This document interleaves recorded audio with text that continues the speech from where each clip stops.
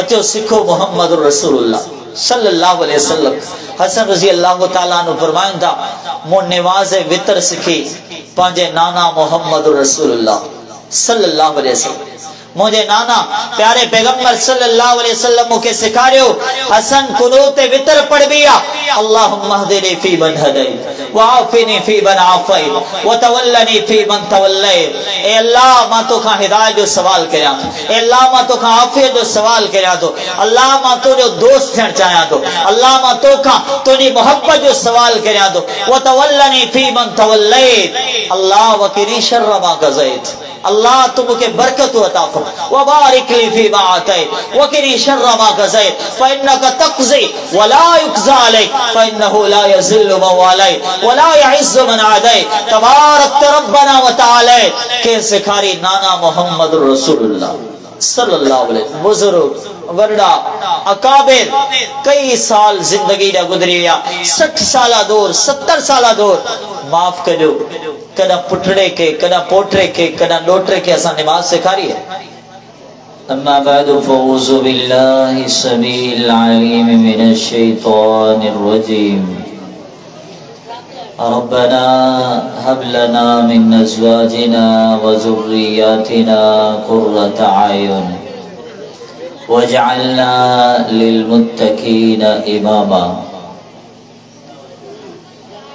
हर किस्म जी हमदे सना कायनात जे खालिक दिलन जे मालिक अर्रहमान अलमन्नान अलहलीम अलकरीम अहसनुल खालिकीन अरहमुर राहिमीन खैरुल फासिलीन रब्बुल आलमीन जला।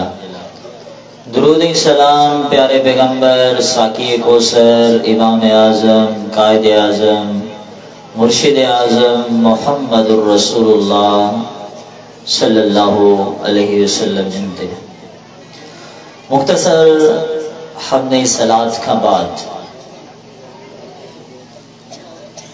अजो की इन गुफ्तगू में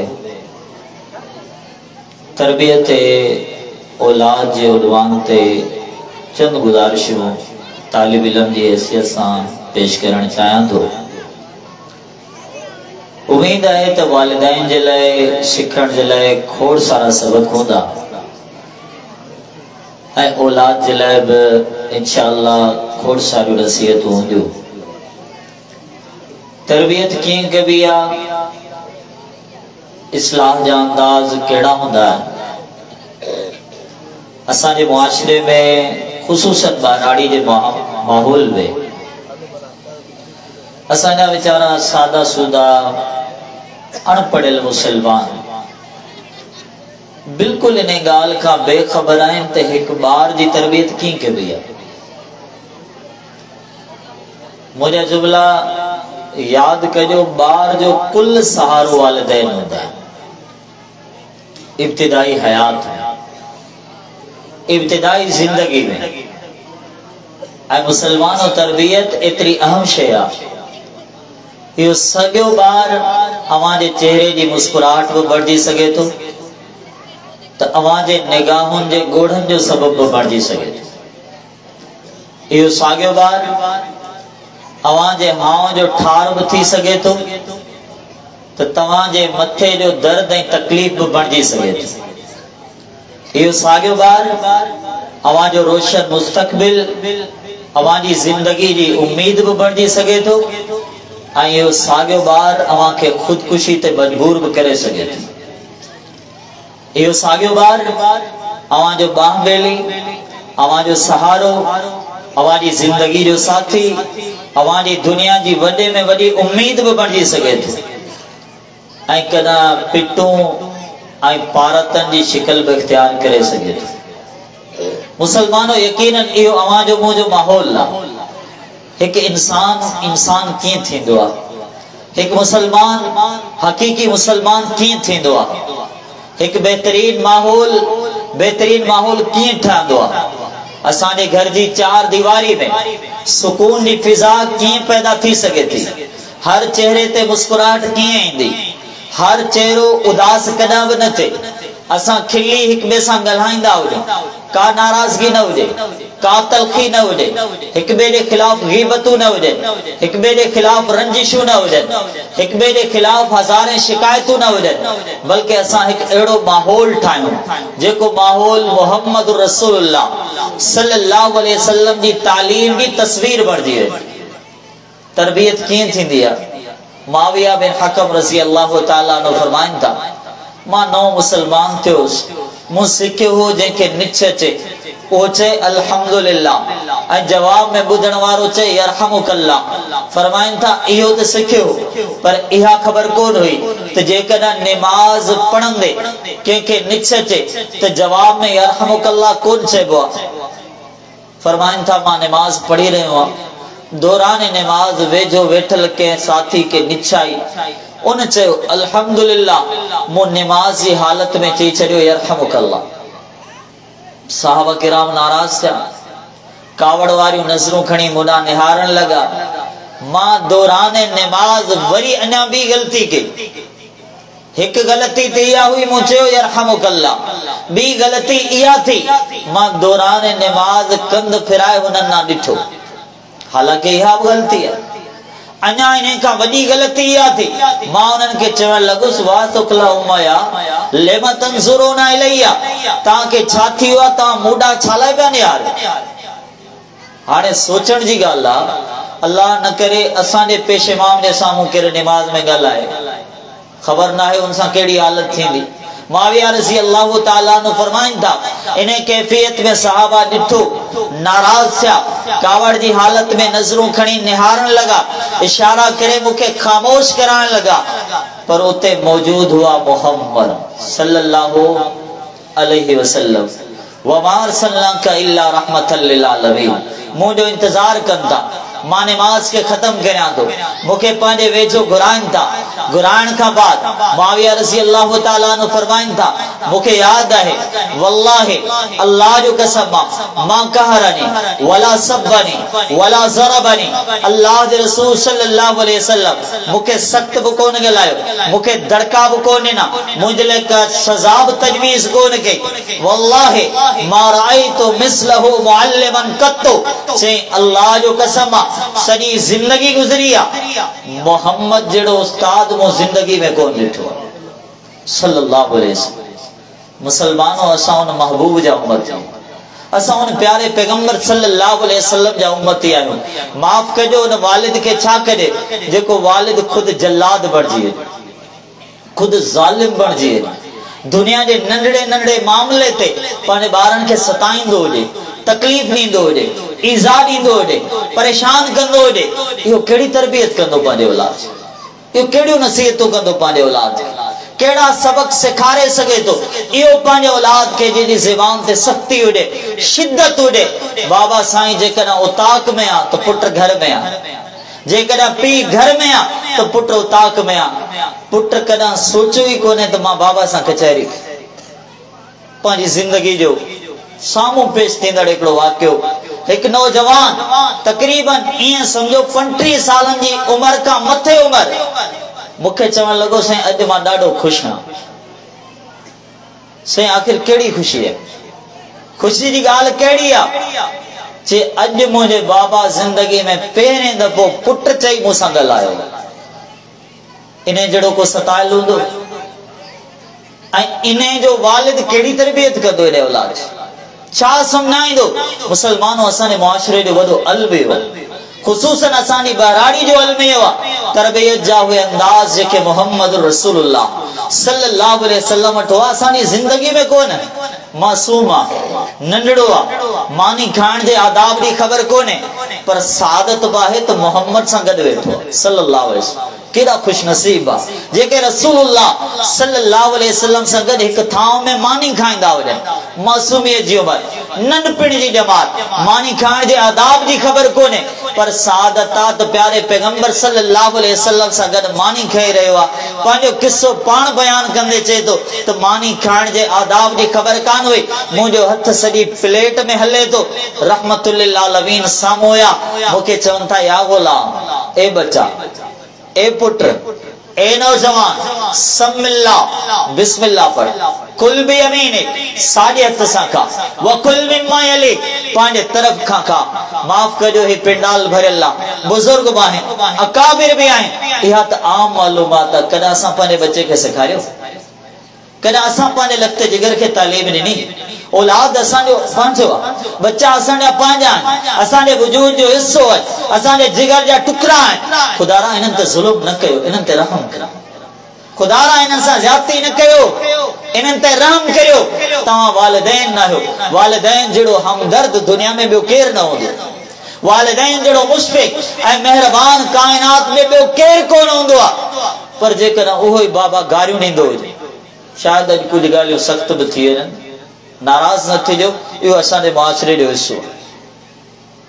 उहो वालिद जेकॾहिं गारियूं ॾींदो हुजे, पुट छा पिराईंदो, छा सिखंदो मोहतरम, उन बुजुर्ग खां उनजी औलाद छा पिराईंदो जंहिं सॼी ज़िंदगी औलाद खे गारियूं ॾिनियूं हुजे। ईअं बि थींदो आहे, अहिड़ा बि इंसान हूंदा आहिनि, अहिड़ा बि मोहम्मद जा उम्मती हूंदा आहिनि सल्लल्लाहु अलैहि वसल्लम, जेके सॼी दुनिया सां गार गंद सां मुखातिब थींदा हुजनि ऐं पंहिंजे औलाद खे बि गारियूं ॾियनि, पंहिंजे औलाद जी बि पाण गिला कनि, पंहिंजे औलाद सां महफ़िल में वेही महिमान सां वेही नफ़रत जो इज़हार कनि, पंहिंजे औलाद जे साम्हूं वेही उन सां बग़ावत जा ऐलान कंदा हुजनि। अल्लाह जो कसम आहे, वालिद जो रूप ईअं कोन हूंदो, वालिद जो रूप ईअं कोन हूंदो, बाबा जो रूप ईअं कोन हूंदो आहे, बाबा जी उहा तस्वीर ई कोन हूंदी आहे जेका असां ठाही, जेका असांजे मुआशरे पेश कई आहे, असांजे वॾनि ऐं असांजे अकाबिर पेश कई आहे। तरबियत कीअं थींदी आहे, तरबियत जा अंदाज़ कहिड़ा हूंदा आहिनि, हिकु ॿार खे रोशन मुस्तक़बिल कीअं ॾिबो आहे, हिकु ॿार खे दुनिया में जीअण कीअं सेखारिबो आहे, हिकु ॿार जी दुनिया बि कामयाब थिए, आख़िरत बि कामयाब थिए, कीअं थींदी आहे। अचो इब्तिदा था करियूं, ॿार जी पहिरीं खुराक, ॿार जी पहिरीं खुराक जंहिंखे घुटी चइबो आहे, जंहिंखे अरबी में तहनीक चइबो आहे। मदीने जो पहिरियों ॿार, सही बुखारी जो जुमला, मदीने जो मुसलमाननि जो पहिरियों ॿार अब्दुल्ला बिन ज़ुबैर रज़ी अल्लाह ताला, सही बुखारी जा अल्फाज है, उन्हनि जी अम्मा अस्मा रज़ी अल्लाह ताला अन्हा फरमाइनि थियो, ऐं अस्मा अबू बकर रज़ी अल्लाह ताला अन्हो जी न्याणी आहे, वालिद बि अज़ीम आहे, न्याणी बि अज़ीम आहे। फरमाइनि थियो, हिजरत जो हुकुम मिलियो हो, मक्के मां हलां थी, इन हालत में त ॿार मुंहिंजे पेट में मौजूद आहे। हिजरत जी मुशक्कत, हिजरत जी परेशानी, सफ़र जी परेशानी, सफ़र जो मुशक्कत, सफर जो सब सुबतूं बर्दाश्त करियां थी, हलंदे हलंदे मदीने जे वेझो कुबा ताईं पहुचां थी, मुंहिंजो रब मूंखे पुट अता करे थो। पुट जो नालो रखियो वियो अब्दुल्ला। अमड़ा, अमर जी सोच, अमर जी ज़हानत ऐं प्यारे पैगंबर सल्लल्लाहु अलैहि वसल्लम सां मोहब्बत ऐं हिन बचड़े सां हमदर्दी ऐं शफ़क़त जा मंज़र ॿुधो। अस्मा रज़ी अल्लाह ताला अन्हा फरमाइनि थियो, पुट रब्बुल आलमीन अता कयो, मां पाण का खुराक कोन थी करां, घर जे कंहिं वरड़े खे घुराए उन जे हथां हिन ॿार खे का खुराक पेश कोन थी कई वञे, ॿार खे तैयार करियां थी ऐं पाण खणी वञे सिधो मोहम्मद खे हंज में पेश करियां सल्लल्लाहु अलैहि वसल्लम। नबी अलैहिस्सलातु वस्सलाम री झोली में उन ॿार खे पेश करियां थी ऐं दरख़्वास्त करियां थी, अल्लाह जा नबी हिन खे पहिरीं खुराक तव्हां खाराईंदो मोहम्मद रसूलुल्लाह सल्लल्लाहु अलैहि वसल्लम। अल्लाह जो कसम आहे, मायरो बाज़ीम होते बच्चा बाज़ीम, ही दौर भी वडे अज़मत वारो, सहाबा भी वडे अज़मत वारा हा। रसूलुल्लाह सल्लल्लाहु अलैहि वसल्लम खजूर खणन था, पाण उन के चबाणन था, चबाणन खां बाद उन के नरम करे उन्हें अब्दुल्ला रज़ी अल्लाह ताला अन्हु के खाराइन था। मोहम्मद रसूलुल्लाह सल्लल्लाहु अलैहि वसल्लम जी ओबर हुई। अस्मा रज़ी अल्लाह ताला अन्हा फरमाइन थियो, मुझे बच्चे दी पहली खुराक हुआ हुई जेका मोहम्मद जी ओबर हुई सल्लल्लाहु अलैहि वसल्लम। मुसलमानों मायरों जे एॾियूं अज़ीम हुजनि त बच्चा केॾा अज़ीम थियनि, पर असांजो माहौल असां मिसाल ॿुधो आहे कि रत जा ॻोड़ा रोए तॾहिं बि घटि आहे। ई मासूम हो, ई नंढड़ो हो, नौजवान थियो, जवान थियो, वॾी उमिरि ताईं पहुतो, हिन पंहिंजी अमड़ जीजल खे कॾहिं निमाज़ पढ़ंदे ॾिठो ई कोन्हे। कीअं ई निमाज़ूं पढ़ंदो? हिन पंहिंजी वालिदा के, हिन पंहिंजे वालिद के कॾहिं घर में कलामुल्लाह कुरान मजीद खोले साम्हूं रखी कुरान जी तिलावत कंदे ॾिठो ई कोन्हे। ये कीअं कुरान पढ़ंदो? हिन पंहिंजे वालिदैन के निमाज़ पढ़ंदे सजदा कंदे पंहिंजे निगाहुनि सां ॾिठो ई कोन्हे। एॾा ज़ुल्म औलाद ते कबान। एडा सितम भी औलाद ते कबान, लेकिन असा उनके जिंदगी भर महरूम रखे सदे जे अदाउन खां, कुरान की तिलावत जी अदाउन खां। असा उनके मौसीकी बुधाई, जुल्म बुधाया, गीबतू बुधायूं आहिनि, गलत गालियों बुधायूं आहिनि, उनके दिल में नफरत जा अल्फाज बोल असा नक्श किया है। फलाणो असांजो दुश्मन ना, फलाणो असांजो मुखालिफ आ, फलाणे से असा नाराज आहियूं, फलाणे से असांजो नफरतूं आहिनि, फलाणे से ॻाल्हाइण ॿोलाइण कोन्हे, फलाणे से का गुफ्तगू कोन्हे, फलाणे शख्स सां खाइण पीअण जा के भी ताल्लुकात कोन्हे, हुन सां असांजी दुआ सलाम कोन्हे। सब सिखारिया तो अल्लाह जबानो कना पाने बच्चे के सिखारियो तो पढ़े अलिफ बा ता सा, कना पाने बच्चे के सिखारियो तो वो पढ़े अल्हम्दुलिल्लाह रब्बिल आलमीन, कना पाने लगते निगर के सिखारियो तो वो पढ़े कुल हु अल्लाहु अहद। माल जो गाह कोन थियो असा विड़ियास, बनी जो को मसलो हल कोन थियो असा नाराज थियास, स्कूल में असा जो बार कोन वियो असा उनसा विड़ियास, दुनिया जो को मामलो हल कोन थियो असा नाराज थियास, असा उनके धड़कारे ना, असा उनके सजाऊं ॾिनियो, असा उनसा बाइकाट कयो। इन्हें सागे लगते जिगर नमाज कोन पढ़ी असा कदा उनसा नाराज थियास, इन्हें सागे कुरान कोन पढ़ियो असा कदा उनके समझायो। अल्लाह माफ करे, इन्हें सागे असाजे सामू गार गंद के असा कदा उनके टोकियो, इन्हें सागे गीबत जी गाल कई असा कदा उनके मना कयो। इन्हें का अगते असाजे अखियुनि जे सामू हो, इ नौजवान हो, इन वीचारे के का खबर कान हुई, इन नशो वापरायो असा कदा इनके मना कयो। असाजे अखियुनि जे सामू हे गलत संगत में मुलविस थियो असा कदा इनके टोकियो। अल्लाह जो कसम पहिरियां ज़ालिम असा, पहिरियां ज़ालिम असा, ही मासूम आ, इनके खबर कोने गिला छा होंदी आ, असा सिखारींदा आहियूं। ही मासूम आ, इनके खबर कोने कूड़ छा थींदो आ, असा ज़ालिम आहियूं, असा इनके सिखारींदा आहियूं।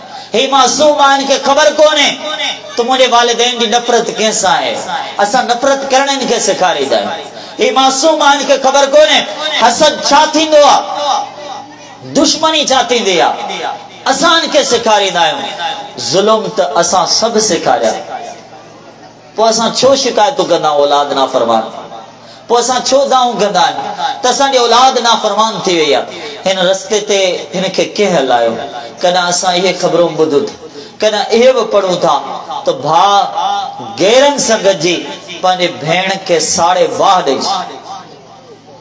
मुसलमानों केतिरो रोए, कहिड़ा सितम बयान कजे, कहिड़ा ज़ुल्म बयान कजे, हिन मुआशरे जूं कहिड़ियूं तलखियूं, केड़े जुल्म की दास्तान बयान करे, केड़ा केड़ा दर्द बयान करे। इब्तिदा कित्थां थी आ, ज़ालिम से पाण आयो। असां इन बार के उन्हें रस्ते ते हलायो ही कोने जे रस्ते ते इनके हलण खपे हा। अल्लाहु अकबर के सिखे सहाबा किराम का सिखे, मोहम्मद रसूलुल्लाह सल्लल्लाहु अलैहि वसल्लम जे दौर में सिखे। उम्मु सुलैम रज़ी अल्लाह ताला अल्लाह ताला पुटड़ो अता कयो अनस रज़ी अल्लाह ताला, ऐं अनस जो वालिद काफिर गैर मुस्लिम, आखिर ते मुसलमान कौन छो। अनस रज़ी अल्लाह ताला अन्हु जी अम्मा उम्मु सुलैम रज़ी अल्लाह ताला अन्हा मुसलमान थी वई। पांजो वाक़ियो पाण बयान कंदे फरमाइन जो मुंजो लखते जिगरो ननड़ो हो, मासूमियत जी उम्र हुई, अञा हुन ॻाल्हाइण सिखियो थे। पहिरियां घुटी जी ॻाल्हि, इब्तिदाई खुराक जी ॻाल्हि तव्हां ॿुधी चुका आहियो। हाणे ॿार जी गुफ्तगू जो मरहलो आहे, ॿार जे ॻाल्हाइण जो मरहलो आहे। ॿार चंद लफ्ज़ ॻाल्हाए तो उनके छा सेखारिजे, छा पढ़ाइजे। अल्लाह माफ़ करे, असीं त अहिड़ा आहियूं टहक ॾेई चवंदा आहियूं अॼु मुंहिंजे पुट कंहिंखे गार ॾिनी। असां जहिड़ो ज़ालिम केरु हूंदो? छा गार ॾियण ते बि केरु खिलंदो आहे? हया खां किरियल अल्फाज ते बि केरु टहक ॾींदो आहे? अदब जे अंदाज खां परे ऐं हदनि खां किरास कंदड़ जुमलनि ते बि केरु खिलंदो आहे?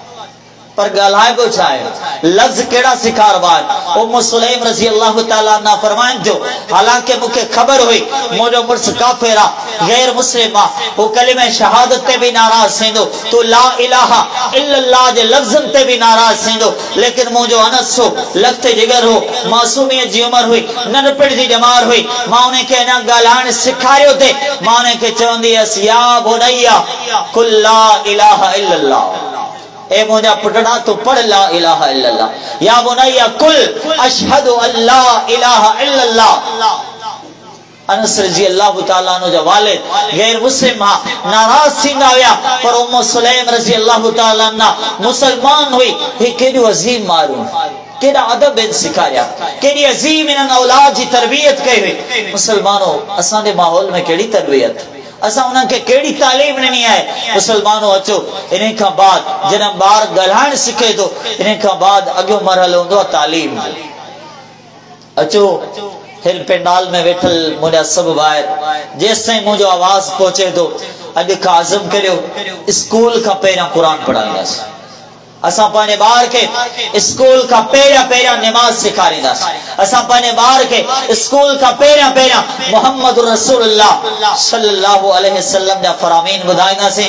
मुसलमानों, मां नथो चवां सभु हिकु जहिड़ा, चंद अहिड़ा बि हूंदा जिन्हनि पंहिंजी औलाद खे निमाज़ सेखारी हूंदी, चंद अहिड़ा बि हूंदा जिन्हनि पंहिंजी औलाद खे क़ुरान पढ़णु सेखारियो हूंदो, चंद अहिड़ा बि हूंदा जिन्हनि पंहिंजी औलाद खे मोहम्मद रसूलुल्लाह सल्लल्लाहु अलैहि वसल्लम जा फरमान ॿुधाया हूंदा।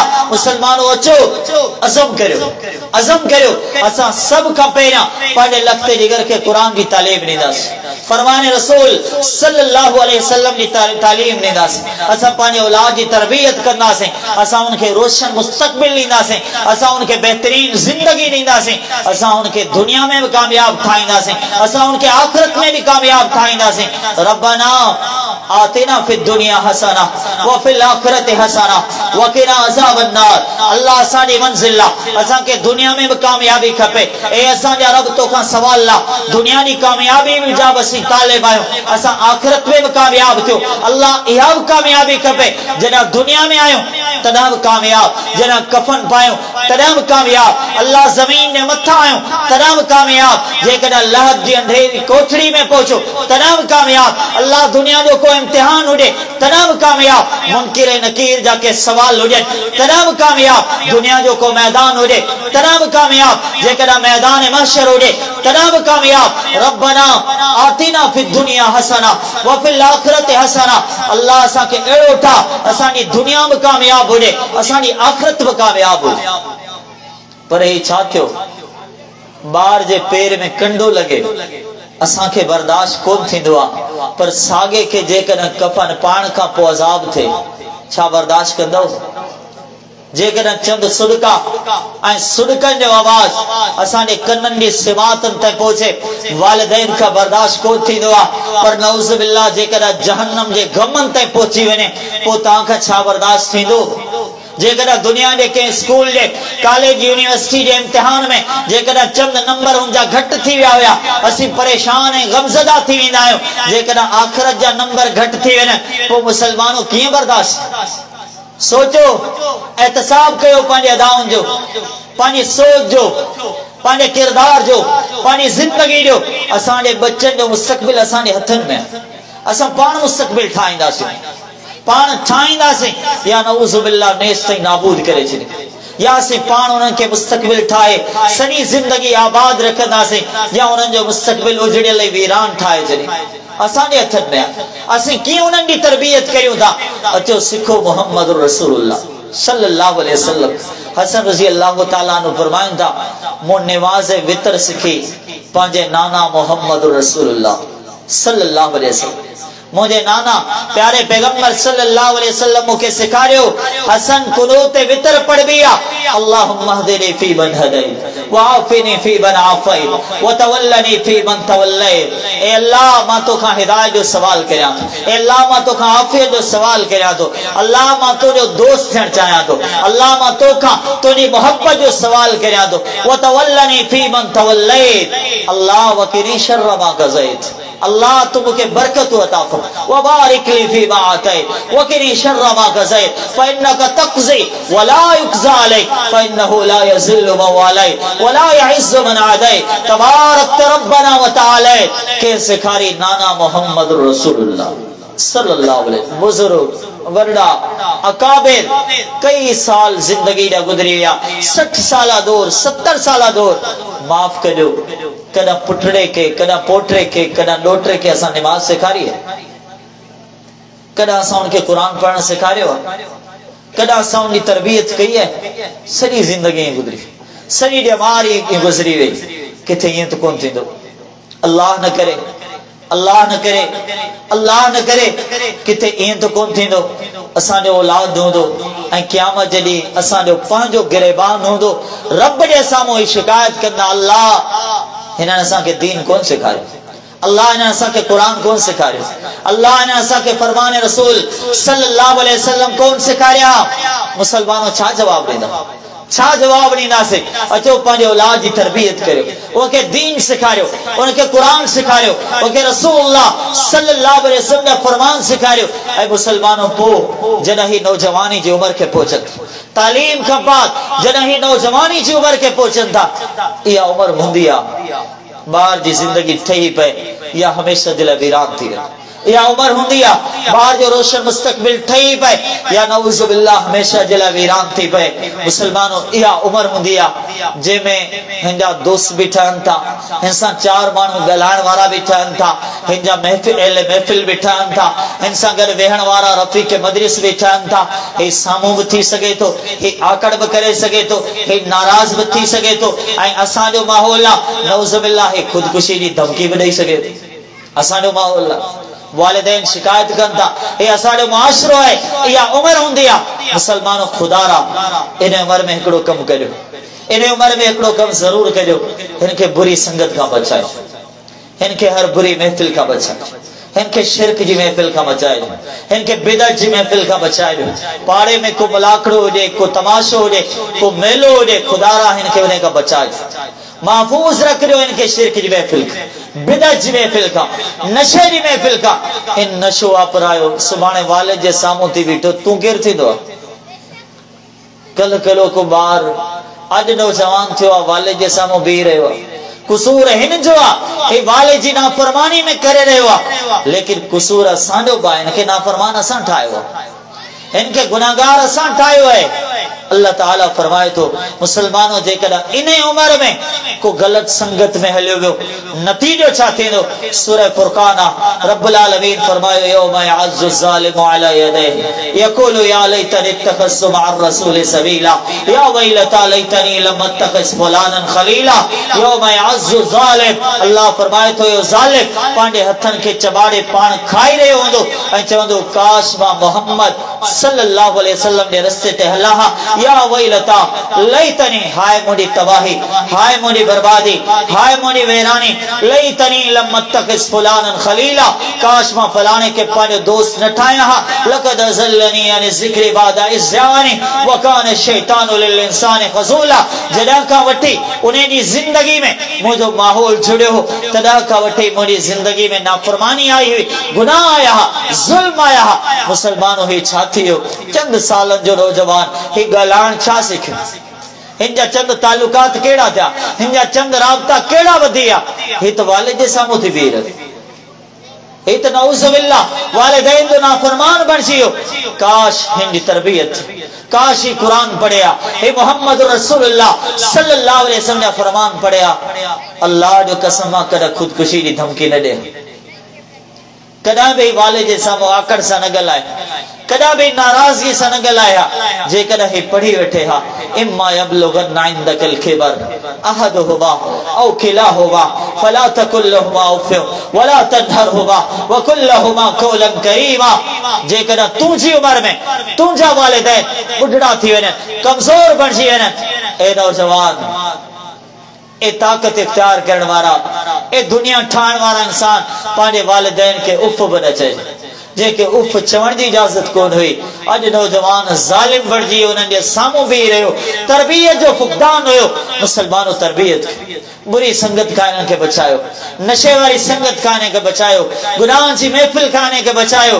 इन्हनि खे गॾियो उन्हनि माण्हुनि सां जेके मस्जिद सां जुड़ियल, इनके जोड़ो उन माण्हुनि सां जेके कुरान जी ॻाल्हि कनि था, जेके तौहीद जी ॻाल्हि कनि था, जेके सुन्नत रसूल सल्लल्लाहु अलैहि वसल्लम जी ॻाल्हि कनि था।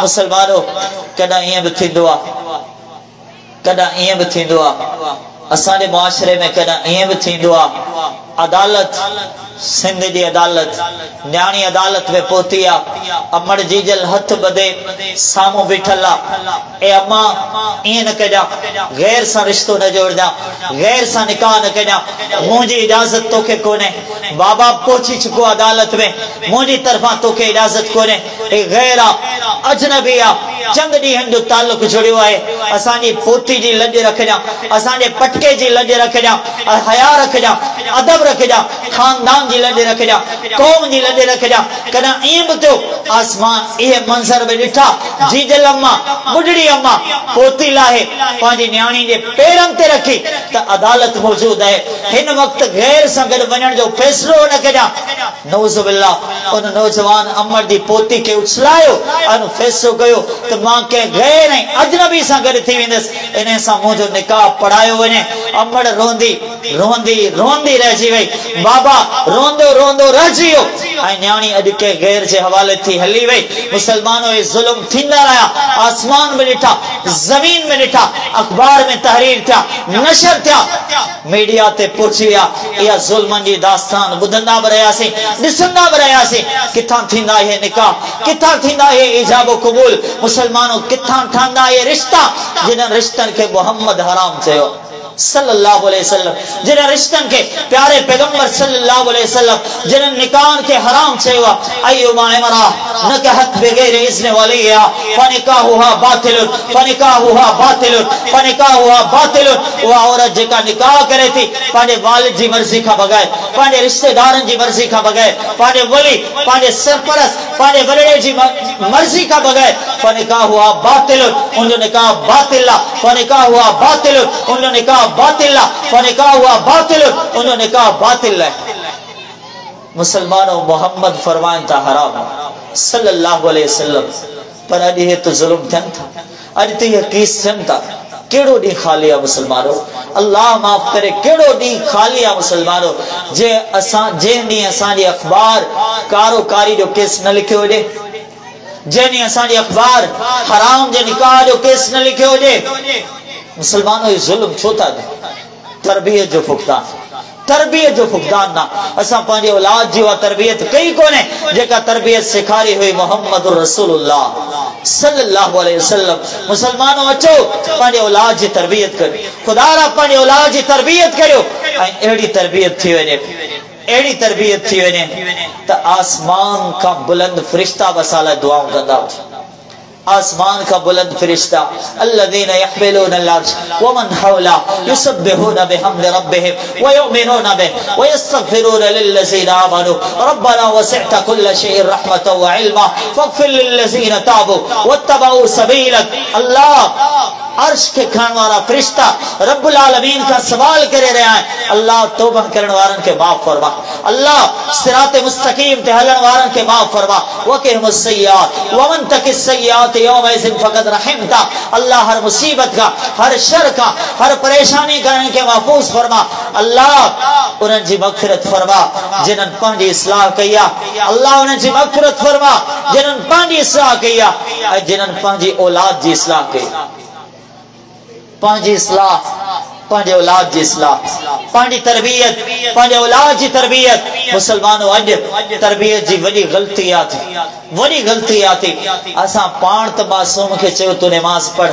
पर असा पान बेनमाजी होयासी असा मासूम के चवंदा रहियासी तू कुरान पढ़ लेकिन असा कदा कुरान कोन पढ़ियो असा मासूम के चवंदा रहियासी तू नशो इस्तेमाल न कर लेकिन असानी सॼी जिंदगी त नऊज़ बिल्लाह नशे में गुजरी हुई मुसलमानों पो तरबियत किए थे अचो तरबियत इए करियो अमर जड़ा नमाज पढ़ंदे सदा कंदी वजे औलाद चाहे गलाण न सिखे पर पांजे वालिदा सा गड सदो करे अमर जड़ा कुरान खोले पांजे घर में पढ़ंदी वजे औलाद के पढ़ न पचे तदा अमर जी बोली बुद्धि पांजे बातिन बोलन में जरूर कुछ न कुछ वो औलाद पढ़ंदी मुसलमानों माहौल लड़ो तरबियत तेरी ठायो अल्लाह जो त निजाम अल्लाह जो त निजाम हिन सदे सा बार के वो मोहब्बत हुंदी कदा तमाम ॾिठो हूंदो वालिद जेकॾहिं सदे में वञे मासूम ॿार जेकॾहिं मस्जिद में अची वञे इमाम जमात जेकॾहिं सदे में अची वञे ॿार भले रांदि रूंदो खेॾंदो हुजे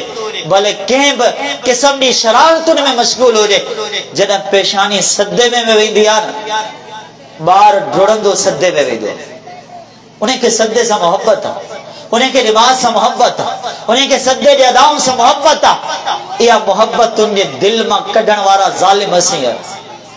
उन वालिदैन खे कोन ॾिठो आहे नमाज़ पढ़ण, उन पंहिंजे घर जे कंहिं फर्द खे कोन ॾिठो आहे नमाज़ पढ़ंदे। मुसलमानों तरबियत करियो पंहिंजे औलाद जी, अहिड़ी तरबियत करियो त अर्श खे खणंदड़ फ़रिश्ता बि असां लाइ दुआऊं घुरंदा वञनि। असांजो माहौल अहिड़ो हुजे, असांजी चार दीवारी अहिड़ी हुजे, असांजी क़ौम अहिड़ी हुजे, असांजो ख़ानदान अहिड़ो हुजे, असांजो ॻोठ, असांजो मुआशरो, असांजो कबीलो, असांजा वॾड़ा, असांजा ज़मींदार, भारी, उस्ताद, शागिर्द अहिड़ा हुजनि, तिन्हनि में हिकिड़ो बेनमाज़ी न हुजे, इन्हनि में हिकिड़ो बेनमाज़ी न हुजे। तरबियत अहिड़ी करियो, माहौल अहिड़ो ठाहियो, असांजे माहौल जो, असांजे ॻोठ जो, असांजे इलाइक़े जो कोई हिकिड़ो फर्द अहिड़ो न हुजे जेको ईअं चवे त मां क़ुरान पढ़ियल न आहियां। मुसलमान अॼु असां उम्मती आहियूं, अल्लाह असांजे हाल ते रहम करे। खुदारा सोचो छा असांखे महबूब मोहम्मद सल्लल्लाहु अलैहि वसल्लम ते दुरूद बि पढ़णु ईंदो आहे? दुआ घुरो पंहिंजे बच्चे, दुआ करो पंहिंजे औलाद जे लाइ, दुआ करो पंहिंजे अहल वयाल जे लाइ। रब्बना हब लना मिन अज़वाजिना व ज़ुर्रियतिना क़ुर्रत अयुन वजअलना लिल मुत्तक़ीना इमामा। अल्लाह असांखे पंहिंजो अहल अहिड़ो अता फरमा, असांखे पंहिंजो औलाद अहिड़ो अता फरमा जेके असांजे अखियुनि जा ठार हुजनि। मुसलमानों, ये अखियुनि जा ठार तॾहिं थींदा जॾहिं जी ज़बान मां असीं क़ुरान जो आवाज़ ॿुधंदासीं। ये अखियुनि जा ठार तॾहिं थींदा जॾहिं इन्हनि जी ज़बान मां असां ला इलाहा इल्लल्लाह जी ॿोली ॿुधंदासीं। ये अखियुनि जा ठार तॾहिं थींदा जॾहिं असांजो निगाह हूंदो ऐं असांजी औलाद जी पेशानी सदे में रखियल हूंदी। ये अखियुनि जा ठार तॾहिं थींदा जॾहिं असां सॾु कंदासीं, ए मुंहिंजा पुटड़ा, ये जी चई लबैक चवंदा हूंदा, ये अदब सां एतिरा आशना हूंदा, माहौल मां शिकायत इन्हनि जी कोन ईंदी, पाड़े मां शिकायत कोन ईंदी, ॻोठ मां शिकायत कोन ईंदी, उस्ताद जी ज़ुबान मां इन्हनि जी शिकायत कोन ईंदी। असांजूं अखियूं थधियूं थींदियूं, असांजो हाउ ठरी पवंदो जॾहिं उस्ताद खां ॿुधंदासीं से अव्हांजो लख़्ते जिगर तव्हांजो बि फर्मा बरदार आहे, असांजो बि फर्मा बरदार आहे, साहिब अखलाक आहे, बेअदब कोन्हे, अदब खां नाशना कोन्हे, ये ग़लति लफ़्ज़ कोन ॻाल्हाईंदो आहे, नाफ़रमानी कोन कंदो आहे। ये अखियुनि जा ठार तॾहिं थींदा जॾहिं दुनिया मां हिननि जी तारीफ़ ॿुधंदासीं। ऐं मुसलमानों, पोइ क़यामत जो ॾिहाड़ो हूंदो, ही कामयाब थी दुनिया में रुख़सत थींदा, ही निमाज़ी थी दुनिया में वेंदा, ही क़ुरान पढ़ंदे दुनिया में वेंदा। पोइ क़यामत जो ॾिहाड़ो हूंदो, इन्हनि खे इन्हनि जे हथ में सर्टिफिकेट ॾिनो वेंदो ऐं इंशाअल्लाह उहो सर्टिफिकेट जॾहिं असांजे हथ में मिलंदो, अहले महशर के सॾे ई चवंदा, हा ओ मुक़रउ किताबिया इन्नी ज़ननतु अन्नी मुलाकिन हिसाबिया फहुव फी ईशतिन राज़िया। अहले महशर के सॾे मैदान महशर में बीठल इंसाननि खे सॾु करे चवंदा, ए हशर में बीहण वारा इंसानो, अचो मुंहिंजे किताब खे पढ़ो, मां अॼु कामयाब थी वियो। मुसलमानों, अचो पंहिंजे औलाद जी अहिड़ी तरबियत करियो, पंहिंजे बच्चनि खे सेखारियो, पंहिंजे औलाद खे सेखारियो, पंहिंजे औलाद खे नसीहतूं करियो। ऐं खुदारा इन्हनि जे लाइ पहिरीं मंज़िल अवां पाण बि अज़ान ॿुधी निमाज़ लाइ हलो, पंहिंजे लख़्ते जे घर खे हथ मां वठो ऐं चओ, पुटड़ा मां बि निमाज़ ते हलां थो, तूं बि निमाज़ ते हल। इंशाअल्लाह यो पंज वक्त जो नमाज़ी हो, नमाज फजर पढ़ो, अल्लाह जो किताब खोलो ऐं मासूम के चओ, ए मुंहिंजा पुट मां भी कुरान पढ़ा तो तू भी कुरान पढ़। सुबह जा लम्हात हुजनि ऐं तव्हां ज़िक्र अज़कार में मसरूफ़ हुजो, असांजी जीजल अमर भी मसरूफ़ हुजे, बुजुर्ग वालिद भी मसरूफ़ हुजे। ये सब जेकॾहिं ज़िक्र अज़कार में मसरूफ़ हुजनि त इंशाअल्लाह औलाद पाणे पाणे उन जे नक्शे कदम ते हली पवंदो। तो मुसलमानों, अॼोको मुआशरो यकीनन तरबियत जे फुक़दान सां भरियल आहे। असां उहा तरबियत न कई आहे पंहिंजे औलाद जी जेका असांखे करणु खपे हा। शिकायतूं खोड़ हूंदियूं, अरमान खोड़ हूंदा, शिकायतुनि जी वॾी हिकिड़ी लिस्ट ऐं दास्तान हूंदी, पर ॿिए पासे तरबियत जो फुक़दान हूंदो। खुदारा पंहिंजे औलाद सां शिकायत करण खां पहिरियां पंहिंजे तरबियत जे अंदाज़नि ते गौर करियो, पंहिंजे लफ़्ज़नि ते गौर करियो, पंहिंजे ॻाल्हाइण ते गौर करियो। पंहिंजे पुटड़े खे पुट चई सॾ करे गॾु विहारींदा करियो, मुंहिंजूं ॻाल्हियूं ॿुधंदा करियो, मुंहिंजी गुफ़्तगू ॿुधंदा करियो, मुंहिंजा हमराज़ बणिजी वञो। जेकॾहिं हू कॾहिं तव्हां पंहिंजे निगाह सां हुनखे ग़मज़दा ॾिसो, परेशान ॾिसो, मुंहिंजा शरीक ग़म सभ खां पहिरियां तव्हां आहियो, हुनखां पुछो, मुंहिंजा बाहबली थियो, हुनसां शरीक थियो, हुनसां गुफ़्तगू करियो, मुंहिंजा राज़ ॿुधो, मुंहिंजे जाइज़ उम्मीदनि खे ॿुधो, मुंहिंजे उम्मीदनि खे पूरो करियो। ऐं यादि रखो, औलाद खे आख़िर में चंद जुमला चवंदुसि, वालिद दुआ जो दरवाज़ो आहे, इनखे कॾहिं बंदि न करियो। जीज लम्मा दुआ जो दर आहे, इनखे कॾहिं बंदि न करियो। इन्हनि खां दुआऊं घुरिजो, इन्हनि जे सॾ में सॾ मिलाइजो, इन्हनि ते लबैक चइजो, जी जी चई गुफ़्तगू करियो। कलाकनि जा कलाक मोबाइल ते ॻणाइण वारो 5 मिंट कॾहिं अम्मा सां बि कचहरी करियो, 10 मिंट कॾहिं पंहिंजे बाबा सां बि गुफ़्तगू करियो, उनसां गॾु वेहजो, उनसां गॾु शरीक थिजो, ऐं घर जो माहौल अहिड़ो ठही पए, अहिड़ो ठही पए, हिक ॿिए जूं ॻाल्हियूं ॿुधंदा हुजनि, कचहरी ॿुधंदा हुजनि, हिक ॿिए खे नसीहतूं कंदा रहूं। दुआ है अल्लाह ताला मूंखे तमाम मुस्लमाननि खे अमल जी तौफ़ीक़ अता फरमाए। आमीन। व आखिर दवाना अनिल हम्दुलिल्लाहि रब्बिल आलमीन।